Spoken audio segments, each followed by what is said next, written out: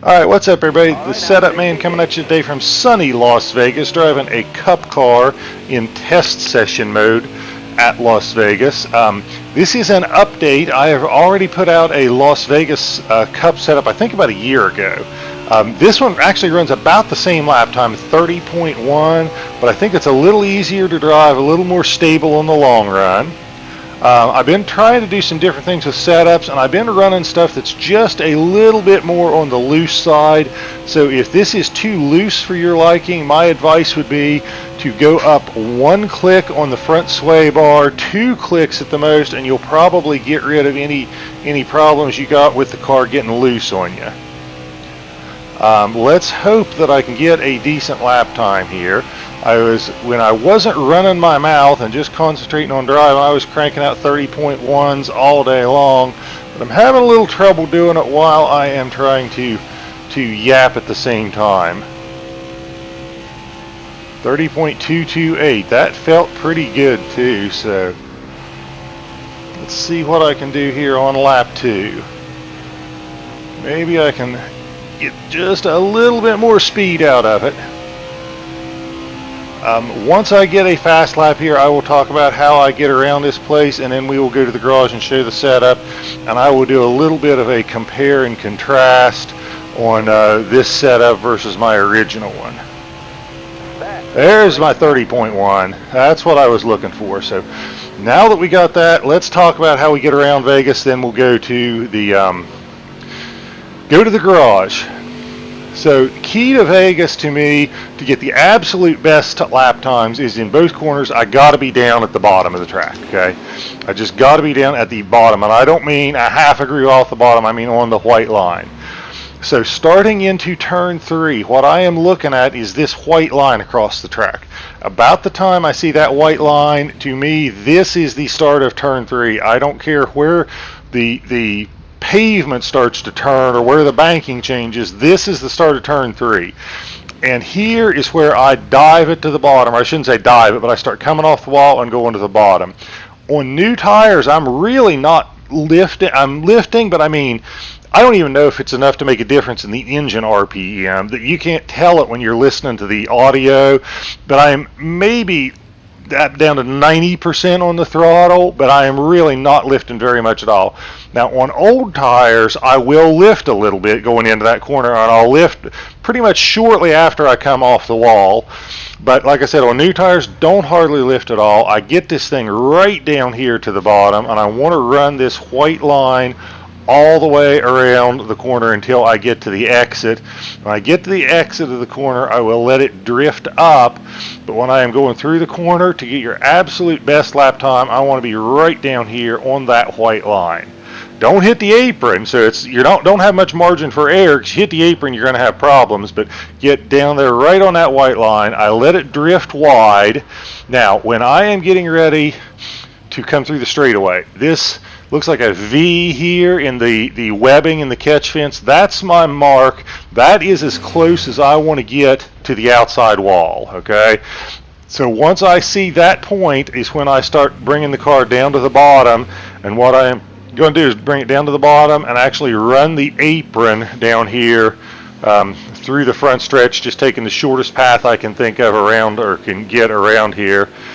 And then once I am past the apron, I'm going to start easing it back up onto the track and getting ready for turn 1. Now, for turn 1, this sign right here, this red sign that says Las Vegas, again, this is the start of turn 1. This is where I look at turn 1 starting, not up there where the pavement turns. But I am right here. When I see this, this is when I lift, and I get all the way off the gas, but just for a second, if even that long. And this is very critical. You got to back this corner up, as I call it. And by backing it up, I mean starting it early, starting it back where that Vegas sign is. Lift, and this is when you got to get the car rotated. You got to get this car in that second that you're off the throttle. You got to get down to the bottom of the track, okay? That's when you got to get it down here, because if you are trying to fight to get it to the bottom once you're back on the throttle and going through the turns, you're scrubbing off speed and you're going to have a hard time getting a good lap. But get the car down to the bottom, get it to rotate early in the corner, then run this white line all the way around the corner, and then once you get to corner exit, you can start letting the thing drift up a little bit and go above that suggested line when you come out, and then ride the wall down the backstretch. But that is how I get around Vegas. That is a 30.1. Let's go to the garage and I'll show you the setup and compare it to the old setup a little bit. Okay, so let's check out the setup. The bump and rebounds. I've started running that right bump a little higher. It used to be I always ran it at 3. Lowering that right bump helps you get into the corner. But what I've also noticed, if you've got a situation where as soon as you're getting on the throttle and it's wanting to get loose on you, go up on that right bump. It helps kind of if you're a little bit, I don't know if you'd say loose middle, but loose as soon as you're getting on the throttle. So I started to go up on that a little bit because I think that helps the car a little bit in the middle, especially if it wants to get loose. I'm running a higher front weight and a higher wedge. These are much higher than I used to run. The front weight higher makes it tighter, especially on entry. Wedge higher makes it tighter, especially it seems like on exit. I am running, this is kind of a loose setup, so I had to do some things to get the car to not be too loose on me. And what I did is I went down on the right springs just a little bit. I usually run both of them maxed out, but I went down about 30 pounds. That's going to tighten the car up a little bit and keep it from getting so loose when you're wanting to get on the throttle on exit. Tire pressures, this is pretty close to what I run at a lot of places. It seems like you can get a lot more a lot more straightaway speed by going up on those tire pressures, especially when you get up around 55 or higher on the right side. You pick up a little bit of speed on the straightaways. This is something I've seen other people do, and I've tried it, and it seems to work, and that is running that right front camber not real aggressive. I do some things to make the car looser. This is not one of them. This actually makes it tighter, but it seems like this works as far as tire wear, works as far as overall grip. The front sway bar, I think in my old setup, I had a 1.5 front sway bar, so that's consistent. I have been running in some of my more recent setups, the sway bar up to like this, which this 1.675, which will make it much tighter on exit. But I'm finding I'm losing just a little bit of speed by running that. But if you are having trouble with this and it is too loose for you, I would suggest going up 1 or 2 clicks at the most on that front sway bar, and that will probably cure your problems. Track bars are maxed out. In the old setup I think I had lower front weight, lower wedge, which made the car looser, but then I had much lower track bars. I'm finding I get better speed by maxing out the track bars.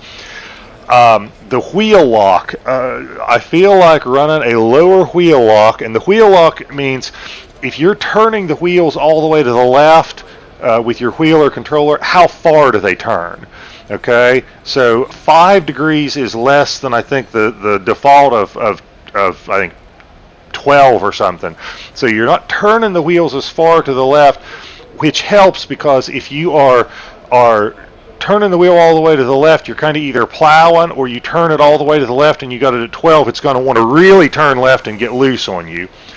The steering offset means if you have everything perfectly straight with your wheeler controller, where are the tires? And the offset is to the right a little bit. So that's turning the tires a little bit to the right even though you got the wheel straight.